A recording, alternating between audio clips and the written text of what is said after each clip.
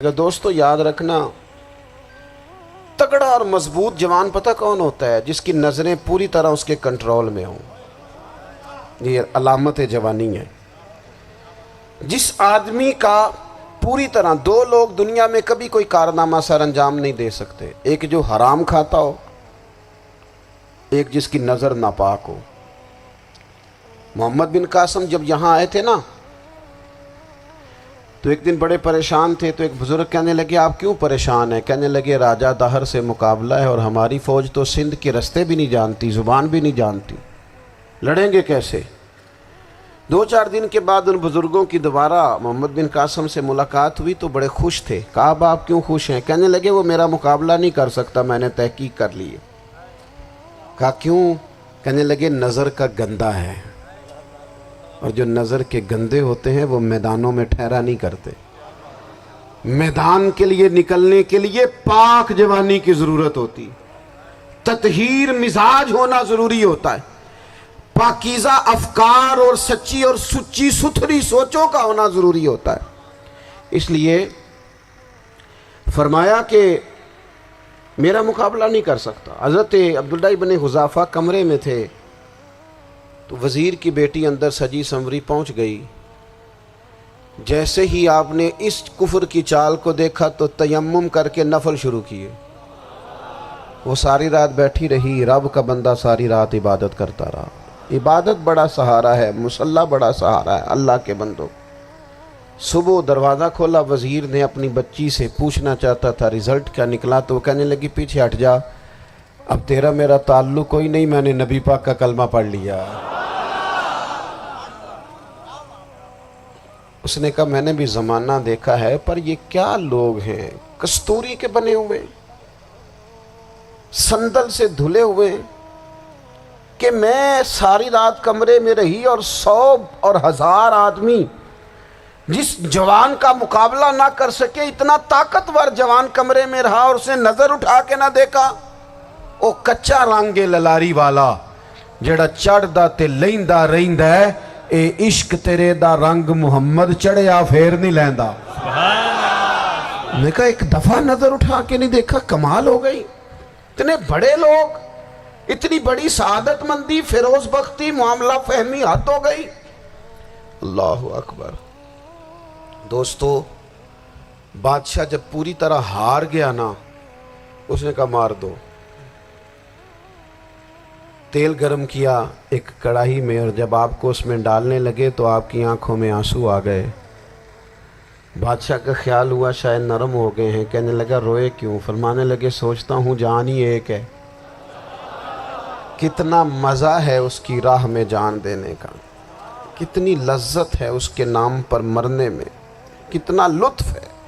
جے تو چڑھیا اتے دار بھی نہیں، تے جے تو وکیا عشق بازار بھی نہیں، تے ایڈا سستا سودا پیار بھی نہیں، تے ایڈا سستا لبدا یار بھی نہیں۔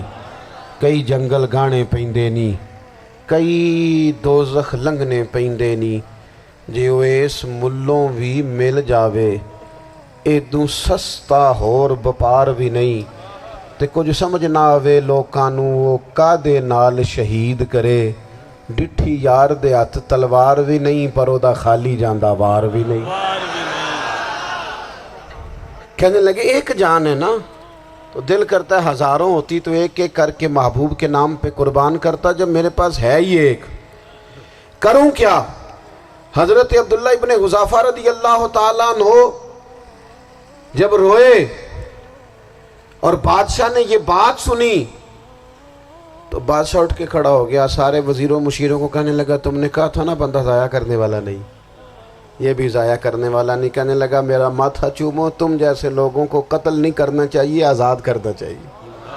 عزیز اپنی زندگی سے نا یہ بہت زیادہ ہرس، ہوس، طمع، اور یہ کسی بات کی بھی ہو، ہرس صرف پیسوں کی نہیں ہوتی ہے، شہرت کی بھی ہوتی ہے، یہ بیماری انسان کو اقتدار کی بھی ہوتی ہے، تعریف کی بھی بیماری ہوتی ہے، یہ سارے نقص ہوتے ہیں لوگوں کو، اور معاذ اللہ بعض جبوں کبوں کے اندر بھی ہوتے ہیں، وہاں بھی پنپتے ہیں۔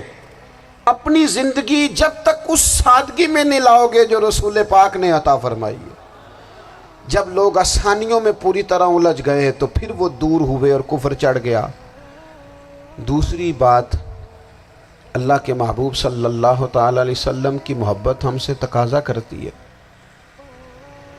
کہ ہم اس مشن کے لیے کام کریں جس مشن کے لیے رسول پاک نے کام فرمایا ہے۔ ہم سارے کام بڑے مضبوطی سے، سوچ سمجھ کے، تدبر سے، حکمت سے، تقاضوں کو مد نظر رکھتے ہوئے کرتے ہیں سارے کام۔ دین کے کام میں ہمارا مزاج نہیں ہوتا، او ہو جائے گا جی، آپ بسم اللہ پڑھیں جی، شروع کریں جی۔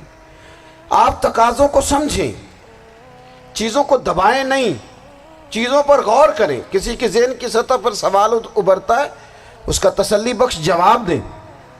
اپنی زندگی میں دین کے کام کے لیے اپنے آپ کو وقف کریں، اور دین کے کام کے بہت سارے پہلو ہیں۔ ہزاروں لوگوں کو قرآن پاک ٹھیک پڑھنا نہیں آتا، ہزارہا لوگ ہیں جو قرآن مجید کے مطالب سے آگاہ نہیں ہیں، دین کی بنیادی ضروریات سے لوگ نابلد ہیں۔ میں آپ کو کس طرح یہ بات سمجھاؤں کہ ہزاروں کی تعداد میں طلاقیں اس لیے ہوتی ہیں کہ مردوں کو طلاق کے مسئلے نہیں آتے، انہیں پتہ نہیں ہے کہ مجھے حقوق زوجین کے معاملے میں کیسے چلنا۔ ڈھیر سارے گھروں میں تباہی اس لیے ہے کہ تربیت اولاد کا دینی منہج ہمیں نہیں پتا۔ اپنا حصہ ملائیں دین کے کام میں۔ ایک آدمی کو اگر تو نمازی کرنے میں کامیاب ہو گیا، تیری زندگی بدل گئی۔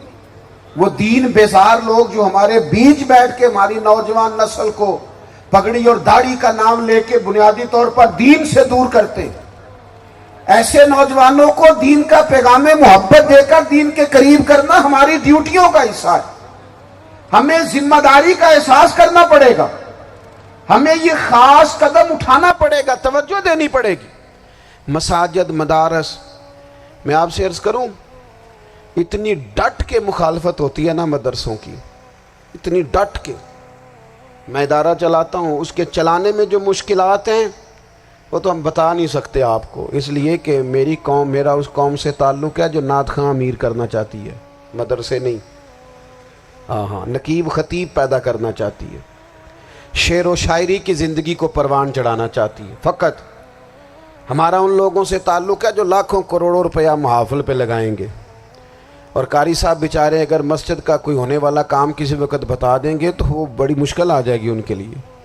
یہ کیسے ہو سکتا ہے، آپ نے یہ ڈیوٹی بتا دی۔ مدارس، اور جتنا اہم رول دین کو پھیلانے میں مدارس اسلامیہ کا ہے، اتنی زبردست، لوگوں کا خیال ہوتا ہے میری طرح کے لوگ شاید کام کرتے ہیں، ڈیوٹی کرتے ہیں۔ یہ 10-15 لوگ آپ کو نظر آتے ہیں جو آپ کو کہیں میڈیا پر یا ادھر ادھر ڈیوٹی کرتے، مخلص لوگ اپنی جگہ پہ، وہ بھی بڑا ہی کام کر رہے ہیں، جو میڈیا پہ آ کے بھی اخلاص سے اور درد دل سے کو دین کی، ان کی بھی کسی بات کی حوصلہ شکنی نہیں۔ لیکن ہزارہا اساتذہ جو مدارس میں بیٹھ کے پڑھاتے ہیں، جنہوں نے وہ سارے لوگ تیار، آپ سمجھ نہیں سکتے کتنا بڑا کام۔ حفظ کا استاد جو ہوتا ہے نا، اس کی ڈیوٹی 24 گھنٹے ہوتی ہے، فجر سے پہلے، اور اس نے بچوں کو اٹھانا۔ تنخواہ تو ہم انہیں دینا نہیں نہ چاہتے جی، تنخواہ نہیں دے دی انہوں نے، ہمیں مولوی امیر نہ ہو جانا۔ مولوی نو تے سوٹ بھی 27ویں والی رات دے ہے تاکہ کدھر سوان کے عید والے دن پا نہ لوے، چونکہ 27ویں تو بعد تے درزی پھڑتا ہی کوئی نہیں، کیوں حضرت؟ ایسے ہی ہے نا، اس وقت تو نہیں نہ لیتا۔ تو ہم چاہتے ہیں مولوی ہماری مرضی کے ہماری طرح کا سوٹ نہ پہن لے۔ مدارس کی مضبوطی، آپ یہ دیکھ لیں، یہ صلاح الدین ایوبی کا تعلق بھلا کس چیز سے تھا؟